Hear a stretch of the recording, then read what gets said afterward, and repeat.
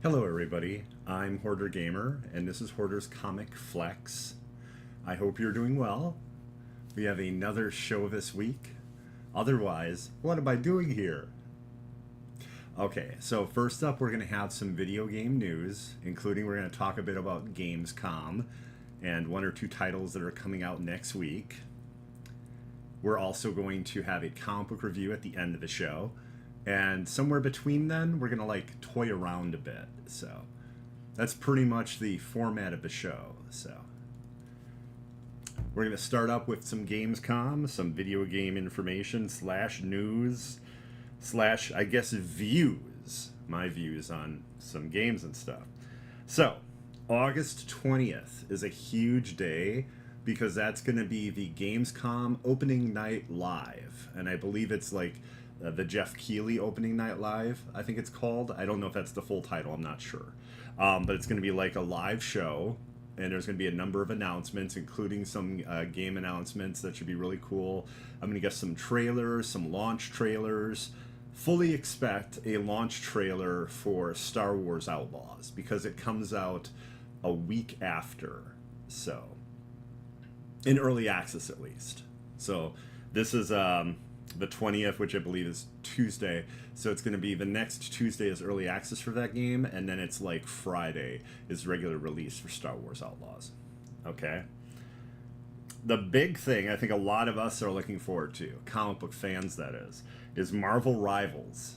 Marvel Rivals is supposed to have a big announcement / presence on opening night live. So basically, they build it themselves as a universe of surprises.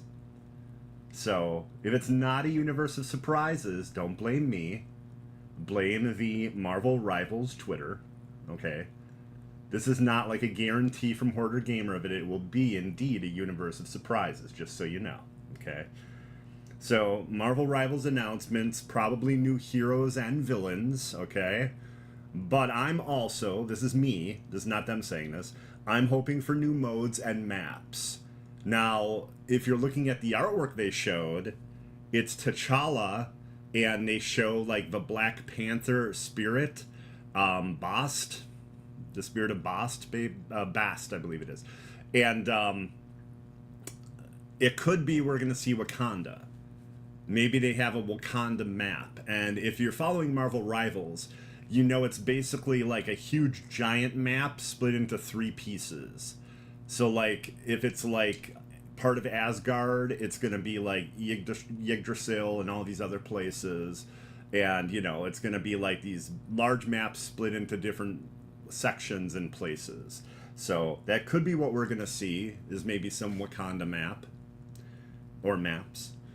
I'm also hoping basically for new modes, because as much as I like what I played, and I very much do, a lot more than I enjoyed playing Overwatch when I used to play Overwatch, I definitely feel it needs new modes, and it needs to kind of separate itself from other games that are similar in this hero shooter genre, I guess you could say.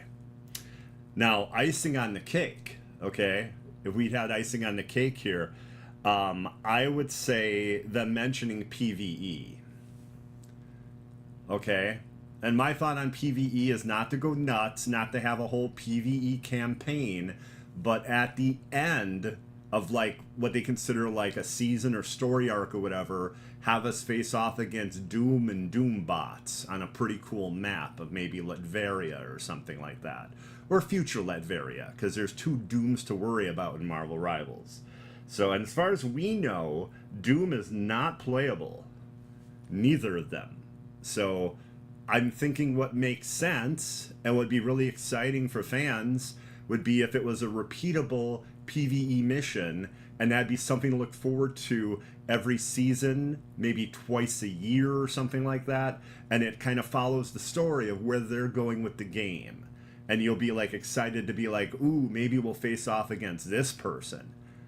I'm not expecting a PvE campaign, but to slowly roll out levels. And I think that'll excite a lot of people that were disappointed with what one of the promises was behind Overwatch 2.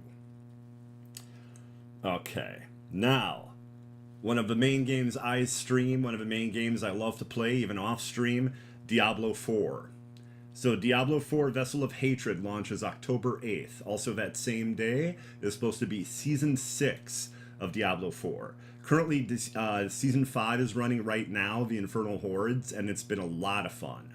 I'm very much enjoying playing as a rogue on Games on a Plane, which I'll talk about later. I got to play as the Necromancer, and that was really cool too. I'd say those are two great classes to play as if you're going to choose classes to, play in this season. So I'm hoping we get some raid or raid light information. We don't know for sure a raid is coming to Diablo 4 Vessel of Hatred, but it mentioned a new co-op activity that was going to be larger than what we've experienced. So it sounds like a team larger than 4 people, and maybe it is something like a raid or raid-like. We don't know for sure. One of the advertising things may have said raid, but I'm not 100% certain on that. So right now I'm going raid or raid light. I don't want to say things that are incorrect. So we know about the Spiritborn class. They had a really cool campfire chat where they talked to us about Spiritborn, and then basically there's all these gods of the I believe it's the Shapeless Realm, is it? I think it's the Shapeless Realm. And they have the gorilla, the eagle, the jaguar, and centipede. And basically you can mix and match. Like, eagle is going to give you, I believe jaguar gives you speed, centipede is poison based, gorilla is strength, and I think that eagle is almost like teleportation and stuff, and real, like, quick moving around the battlefield. Like, jaguar is fast, but I think it's more like fast on the ground type of thing. And then, okay, that's not all we have going on. August 20th is a game that people waited for like 5-6 years. Black Myth Wukong. Okay, finally, Black Myth Wukong is going to be coming out on PlayStation 5 and I believe PC. As far as I recall, unless something was changed real recently, the Xbox Series X version, or in Series X and S version, was pushed back, and I think is launching a little bit later, unless something changed really recently. So definitely check on that if you have Xbox. Maybe it does come out next week. From what I checked, I couldn't find anything, so it sounds like it's going to be later still. Anyway, one thing to keep in mind, okay, most outlets are not receiving review copies, so most reviews will be out in about a week or so out after launch. So don't expect a ton of reviews before the game comes out next week on the 20th. And even though it looks like a Soulsborne, it's apparently a bit more relaxed than those games. It sounds more like it's like an action-adventure than it is a true Soulsborne game, so. Superhero Podcast. Is the Hoarder Flexes on Comics live stream? Hope I'm on. You are. You are. And in case you were wondering if this was the right stream, there you go. There you go, Superhero Podcast. I usually only give one of those right at the beginning of the stream. So, like, there, you got, like, something special. Something special. Now, I like to look at all things, right? I don't like to just, like, focus on, oh, game pretty. Let's buy it and play it. I like to let people know when there could be conceivable issues with a game and or, like, marketing for it. So I would be remiss with Black Myth Wukong if I didn't mention... Give me 1 second here. I'm paraphrasing here. Let's see here. How did they say this? IGN published a deep dive into a toxic and unprofessional work environment rife with misogyny and fat phobia cultivated at Black Myth Wukong. Now, I don't know if that's just one or two of the people on the team. I believe it is like one of the main people on the team. And basically... Yeah, like someone put out a multiple male employees make horrible sexist remarks. A friends with benefits perk listed on a job recruitment poster. Fatties should fuck off written on another recruitment poster. So some pretty questionable stuff here. So And then they got into this real gross talk about the biological differences between men and women in terms of skill level, and that one of the main devs was like, I don't think women should be allowed to play games made by our company. So this is all things just I feel that consumers should know. And at some point you have to be like, especially, I'm old, I'm 47. As an adult, you have to be like, yeah, the game sounds cool, but, because games aren't, like the only thing in life, right? So just something I want to put out there, let people know about, so people aren't like, oh, he just has this one view or opinion on the game and he's just pushing it because it looks nice. No, I don't like to do that. I try not to do that. So let's see. Oh, and here we go. And now, if you thought Black Myth Wukong was a big game coming out next week, I got something for you. August 23rd, next Friday, it's the launch of Concord. Nothing to do with grapes. Not a misspelling of the word condor. No. It's a hero shooter, and it's heists, but there really are no heists. I'd love it more if there were actual heists, because that's like the whole concept.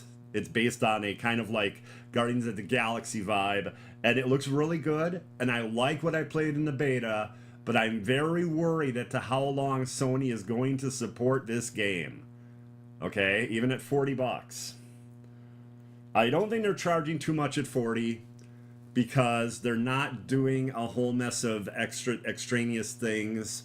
They're not doing a battle pass. I believe they will sell cosmetics if you want to support the game, but there's no battle pass. There's a lot of things you earn, though, just playing the game.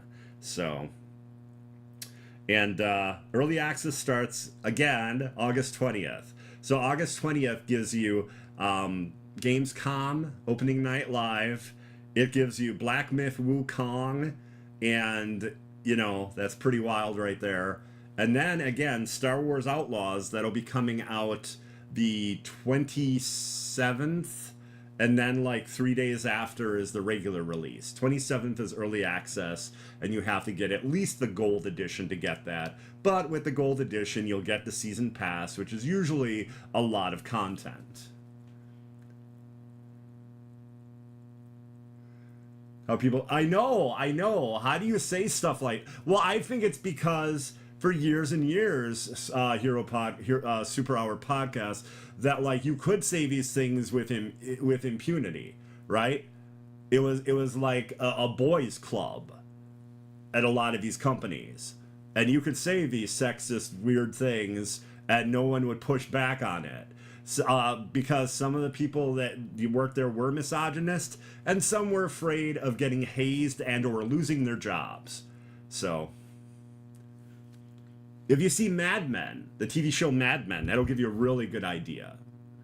That took place like in the 60s, and that gives you a really good idea of the type of thing I'm talking about here. Consumers should educate themselves. I agree. A lot of bad info online. Yes, I agree. I mean, so here's the funny thing. A lot of really goofball and not great people will be like, do your own research or something. But then they'll go like to some insane site of like conspiracy theories and stuff. But no, seriously, do research. Actually look at well-known publications, get multiple pieces of information. Don't just go to one source. One issue a lot of people have is they'll go to just one source, and it's just not something you can do. Free beta and didn't get many numbers. Yeah, so what I've heard is that I believe it was on Steam. They were looking at 2,500 players. Again, I've talked about this ad nauseum. You can't look at Steam and say, oh, that's 100% of the story, right? It doesn't talk about the PS5 players as far as I know. So, even looking at that, that's a little rough number for something you could play for free. You would think a lot more people on PC would have wanted to try it if for a long period of time, if that number of concurrent players was around 2,500. Now, I don't know. Maybe Sony will do a really good job promoting it and everything. I know people really love the cinemas. And apparently we get a cinema every week, like a 2 or 3 minute cinema. So, I don't know. I'm on the fence. I had a physical copy pre-ordered, but I might cancel it. So, yeah. Again, I don't think it looks bad. And like I said, I liked what I played in the beta. But yeah, I don't know. I don't know what the commitment will be for that game. And you know what it's like to buy a game, even at $40 here in the US, unfortunately 60 in Canada, and just have it, fall apart. Like a week or two of people playing and then, nah, we're done. I mean, I don't see Sony doing that because this game's been in development for what I want to say is 4 or 5 years. So, and they could shock us and actually have a heist mode. Like, I thought of something like a very simplified version of the game Payday. Because if your game, again, is about heists, you should probably have them in your game.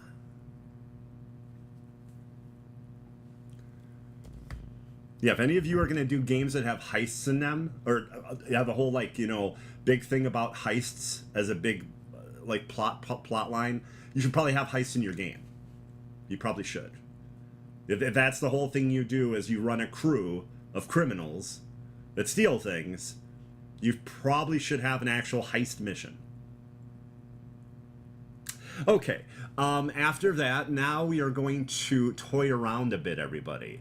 And you're going to see some disappointment this week. Basically, some toys came out, or there were pictures and stuff, and really upsetting and disappointing. So I'll get into that too after the ones I have to actually show. Not many to actually show, though. First up, we have Huntress. Possibly Bruce Wayne's daughter, depending on who's writing in DC Comics at the time. Possibly the daughter of a mobster. But I think it's a very cool looking action figure. I like her a lot. I think she looks awesome. And the face is interesting because at first I was worried by it because it had this weird look to it. Well, the reason is there's face plates, interchangeable face plates. So she comes with 2 or 3 different expressions for her face. And I was like, okay, well, that makes sense because that's what it kind of looked like. It didn't look like a normal sculpted head. It looked like a sculpted head with a different part at the front. But now that I know that, I want to see what those other faces look like. And it's probably going to be between $19.99 and $24.99. That's what McFarlane Toys usually go for. Pre-orders go live for this on Friday at 11 a.m. Central. Also, a Green Lantern pre-order with multiple heads. So you can create multiple members of the Green Lantern Corps. I thought that was a cool touch, too. So I'd also expect around that same price, $25, and the same period that it's going on sale, 11 a.m. on Friday. Now, one thing I wanted to show everybody, but I couldn't because it was a video, and I didn't want to have like a GIF, here put into the stream. I was worried about any problems I might have with that because I haven't tried it before. But the Batmobile from Batman Forever and Alfred Pennyworth, fitting the 7-inch scale figure, that goes on sale tomorrow, I believe, also at 11 a.m. I expect it to be expensive. It has lights and sounds, and it looks awesome. It's the Batman Forever Batmobile, and it's the Batman Forever. That would have been Michael. That would still have been Michael Goff as Alfred. So yeah, it looks very cool, but I'm worried about that price, man. Because if you're gonna accommodate a 7-inch scale action figure with a Batmobile with lights and sounds, and you're including that figure too, I'm thinking 150, man. I'm thinking 200. I think it's not gonna be cheap. Like, they haven't said how much it is, which I find amusing, but at that scale, I can't see it being super cheap. I'd say at least 100. Let's see here. Pay for Concord and pay Valorant or Overwatch 2. I never got into Valorant. I never did. I don't know. It's just something, the characters didn't excite me, It seemed a little bit too a little too edgelord, a little too hardcore for me. But Marvel Rivals I love so much because of the characters. You know, I like those characters a great deal, and most of the kits they have are really well done and make you feel like that hero. There's only one or two that I thought were disappointing. Thor doesn't feel quite as powerful as he should. You know, that's my feeling on him. Next up, we have, and I apologize, this is going to be an expensive figure. Mondo does it again with a 12-inch scale Lion-O figure. Lion-O from Thundercats. 3 versions of the Sword of Omens. A copy of the Book of Omens. Snarf, who's articulated. Like, you can move his, I believe, his head and his arms. An actual material, nice-looking cape. 2 versions of the glove. 4 freaking heads. Actually 5, because one's got the crown on. Ridiculous. Now, I believe he's $249.99. I think that's the price. And you do have a week to order him. So Mondo does this thing, which collectors are really enjoying, where their exclusive version of a figure comes out, and you have like a week to order it. You know, you actually have some time to go about and do that. You don't have to, you know, beat other like people that are online running bots and stuff trying to get this toy. But like, these are really great collectible figures, and I'm just not the biggest Thundercats fan. But I have to admit that this looks phenomenal. And if this was in a 6-inch scale and less expensive, I would be interested. But at this price, no, I can't, because I'm just really not that much into Thundercats or Lion-O. But yeah, it looks very good. What's going to happen then is probably in about a few weeks to a month, they'll have a version you'll be able to get at like Entertainment Earth, Big Bad Toy Store, but it's not going to have the exclusives. And as far as I know, that means no Snarf, no Book of Omens, and possibly no Cape. I know for sure it's no Snarf and no Book of Omens. So I think a lot of people will want Snarf, though. You know, it will be a little less expensive, but I think people want that Snarf. Okay. Next up, we have something that people are upset about because how expensive it is, but I think they did a gorgeous job on this. Halloween Town, Nightmare Before Christmas. The only flaw I see with this, okay, you don't get the big bad guy, Oogie Boogie. You don't get Oogie Boogie.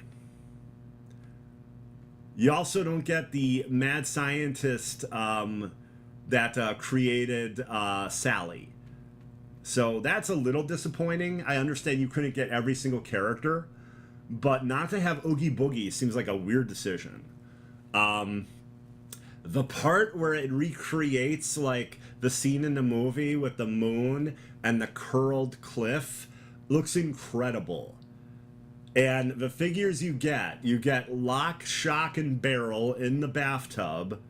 You get Santa Claus, Sally and Jack, Zero, the ghost dog.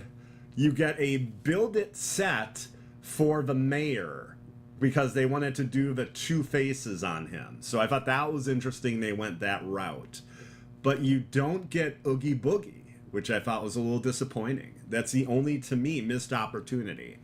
Now, the set is around 2,100 pieces, and in the US goes for $199.99. Now, keep in mind, this is a Disney property, so there's going to be like that Disney tax. It's not just like a regular Lego set. So you're going to have to, you know, that's going to be a little bit more expensive. But the way they did this, and with the amount of pieces, I honestly don't think it's a bad price. I honestly think, too, that they figured in the amount of figures, because that's quite a few. So that's 3, 4, 5, 6, that's 7 or 8 figures. You know, of course I would love to have the vampires, the creature under the bed, you know, there's all these other cool things that would be excellent. But I like what they did here. If anything, the only thing I could suggest is that to have the sets separate. Have the cliff, have, I believe that's the mad scientist's house, and have town hall, Halloween town hall separate, or the mayor's, whatever you want to call that, mayor's office or whatever. But I really like those. I think those are really cool. Now, the disappointments. Okay. So, the McFarlane Toy Company made some Walking Dead action figures, a whole big series. And there was talk of Walking Dead figures going on sale. And they had the pre-orders go live. And basically, it's the same figures from like 10 years ago in new packaging. People thought they would be a different scale. Like instead of 5-inch, that'd be 7-inch figures, like a lot of McFarlane toys are. People thought there'd be new sculpts. And the reason I didn't show any pictures of these, I think the sculpts of Merle. So they did Merle, they did Rick, Michonne, and Norman Reedus' character, whose name escapes me. I remembered his brother, Merrill, but not him. Terrible. Terrible. Okay, but the only sculpt I think looks really good is Rick. Otherwise, I think they're very disappointing looking. And I was like, are you serious? Merle looks absolutely nothing like Michael Rooker. Like, it is absurd. Like, I have no idea. Like, there's a whole thing where maybe they couldn't get the rights to Michael Rooker for whatever reason. But, like, it looks absolutely nothing like him. I don't know what they were going for. And this isn't the case of it being the figures based on the comic book, because everyone else at least somewhat resembles the actor that they played on the AMC series. So that's kind of the disappointment. Also, the other disappointment is a really cool item, but again, an animated GIF of the Batmobile lighting up from Batman Forever. So that meant something that would be rather difficult to possibly show during the show. So I was like, well, okay, let's focus on Lion-O and Lego Nightmare Before Christmas. So that's what I did. Okay, everybody. Now, I have a surprise for everybody. We are going to look into the future of comic books, but we have a little accompaniment. So get ready for that. Everybody, we are going to look into the future, into the crystal ball, our crystal ball, the future of comic books, all the way to 1 week from today.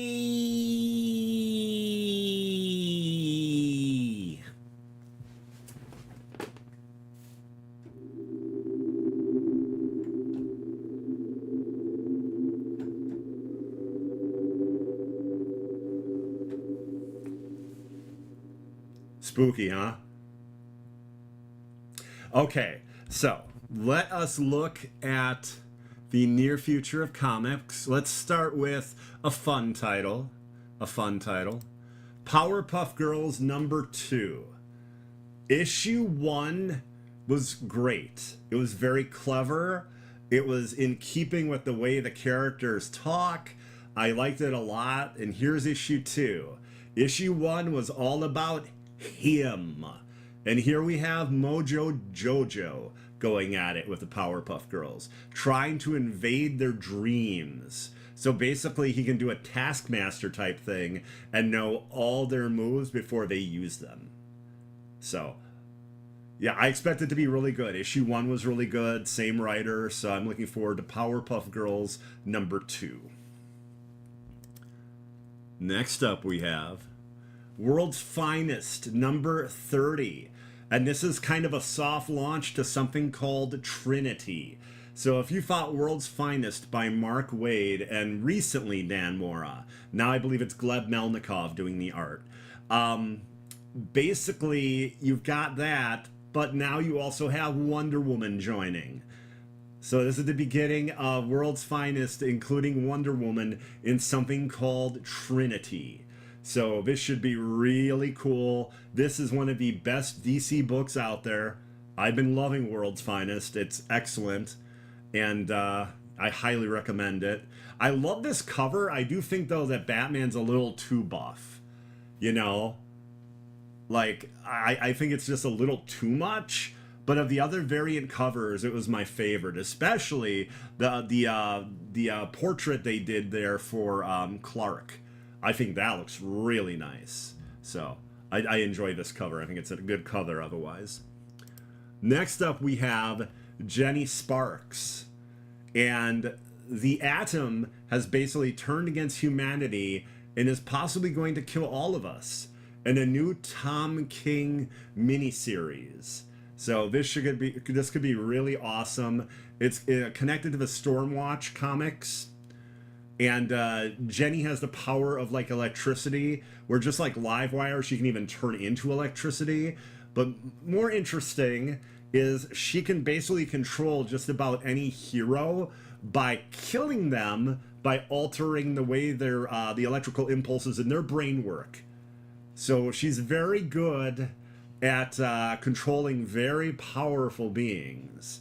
So Jenny Sparks #1 should be pretty wild, and Tom King's a great writer. So it might be a character you don't know well, and I'm one of those people. I don't know the character well. But being that it's Tom King, I'm very interested in checking it out. Let's see. I think we got 1 or 2 more books. Oh, we do. One second here, sorry. Ultimate Spider-Man, #8. Okay. Spoiler alert, everybody. Ultimate Spider-Man #7 had some shipping issues, and most stores just got it in like last week. I finally got a chance to read it. I liked it a lot, and something crazy happens at the end. So, as they're running tests on the Spider-Man outfit, and I believe also running tests on the new Green Goblin outfit, someone is able to pinpoint their location and portal on in. And that someone is Tony Stark. And he asks Spider-Man, "So, what's up? Aren't you a hero yet?" So if you look at this cover, it looks like Tony might be trying to challenge Peter. Also, we found out that Kingpin is putting together his own Sinister Six. So a lot is going to be going on in this issue. And again, I think Ultimate Spider-Man by Jonathan Hickman has been a fantastic book. I like it very much. And yeah, we got Tony Stark in it now. So it's going to be interesting. And finally, we have Wolverine Revenge #1. Okay, so Wolverine, beaten, bloody, just beaten down, fighting some of his most dangerous foes in a miniseries. Plus, there's a red label edition for extra insane violence. So it's like packaged in a thin like plastic packaging, so you can't like look at it. It's basically the equivalent of like an R-rated comic book. And they did this for Blood Hunt, the mini-series that Marvel had that I believe just ended like last month or maybe earlier this month. But yeah, Wolverine Revenge #1, and by the way, also written by Jonathan Hickman. So this could be a phenomenal Wolverine miniseries. So I'm very excited for this. I'm not exactly sure what I'm going to review next week. Wolverine Revenge 1 could be the book. I'm not exactly 100% on it, but yeah, I think there's a good chance of that. And everybody, that was the near future of comic books, all the way to 1 week from today.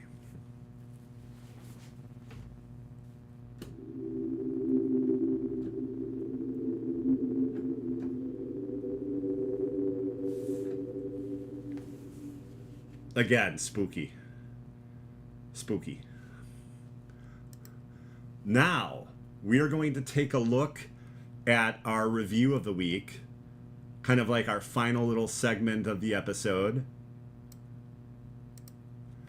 X Factor #1. Okay. So far, of this new X-Men from the Ashes lineup, this is, I think, my second favorite book. Last week's Uncanny X-Men by Gail Simone and David Marquez was fantastic. It was emotional. It was exciting. It set up a bit of a mystery. It was awesome. And I knew Gail Simone's a great writer, but I didn't know how she would handle the X-Men and which things she would do with the characters. And it was great.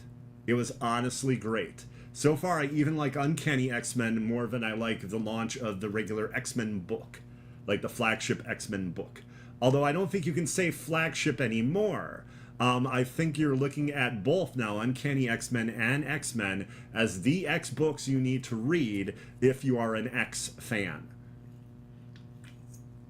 Is it still first print? Yes, it just came out today. In fact, I have a physical copy right here. And this cover is amazing. Mutants, your country needs you. Join now. This entire series is all about propaganda and social media, and it is hilarious. This is one of the funniest and most well-written books you're going to get in a while. I really like X Factor #1. Mark Russell did an excellent job with a Snagglepuss series. I believe he also did something with the Flintstones and serial mascots, including like takeoffs on like Count Chocula and everything. He's a very awesome writer. He's in the LGBT community, and yeah, it's hilarious because, I mean, I just have to quote some of the dialogue just to give you a taste of what you get with this book. Okay? So, someone sees our Angel. He's no longer Archangel, no longer can become Archangel, okay? And they're like, hey, millions of fans out there. And he goes, we're all putting our lives on the line out there. There's a good chance we could die on these missions. So please subscribe. It's this absurdity that works really well. And then, like, most of the people don't know who these heroes are because the big heroes didn't want to be part of this. So you got, like, Feral, and then you have this great moment where a limo pulls up, and out of it pops Beast. And all the paparazzi, all the people there are, like, screaming, oh, he's our favorite. We love Beast.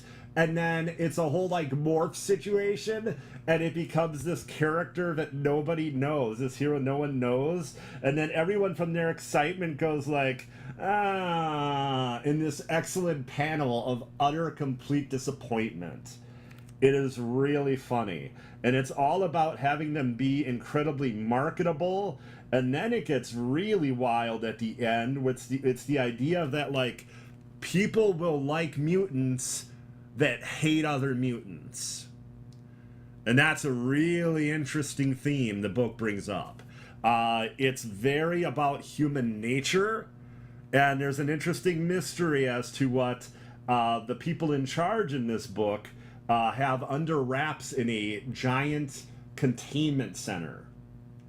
So, but yeah, the book is funny. A number of the members die in the first issue. So the team is actually amended on the final page to other members, including some where you're going to be like, who the hell's that? What? What is happening? Who are some of these people? But it's great. It's really great. It's really funny. And I'm impressed. I'm impressed. I'm actually a little disappointed, too, because consensus reviews have been good, but not great, like in the 7 range. And honestly, man, this is a super clever book. And it's very exciting because it feels different than just about all the other X-Men books, you know? X Factor #1, I really like. And I will pick up issue 2 for sure. Everybody, I want to thank you all very much for watching. Just like Warren Worthington III, my good man. I'm in a point right now, like the cover. Thank you very much for watching, everybody. For whatever reason, if you want more of me in your life, I honestly don't know why you would, you know. Maybe I'm addictive. Anyway, my next stream will be Friday night at probably around 7 p.m. Central or so. Tomb Raider, the 2013 Tomb Raider. Although this is probably more like the 2014, 2015 one, because it's like the ultimate edition of it. Really great game. Spongy enemies, but otherwise it's awesome in like every way. So, and Games on a Plane tomorrow night. That's me and Xbox Live Mike playing games on a plane. You can find that at just gamesonaplane.com. Really easy to find. Games I have coming up to the stream. Diablo 4 will be coming back to the First Descendant because big content drop should be happening in the next week or two. In fact, they might even bring it up at Gamescom because they said like the end of August was an update and it sounded like some story and perhaps a new game mode or something. So it sounds pretty awesome. They had a cool update with a new character and some smaller things that launched early in August. So I look forward to getting back to that. And of course, Star Wars Outlaws. My plan is to play it the 27th, I believe. That's a Tuesday. Not this Tuesday, but next Tuesday. So everybody, I hope you have a great week. Thank you very much for watching. Again, I don't harp and preach on this stuff, but if you like the show, feel free to sub, tell someone else about it, you know. If they like comics, toys, games, someone who tries way too hard and probably rarely succeeds, this is the show for them. Okay, everybody. Thank you very much, and I hope you have an excellent week. Bye-bye.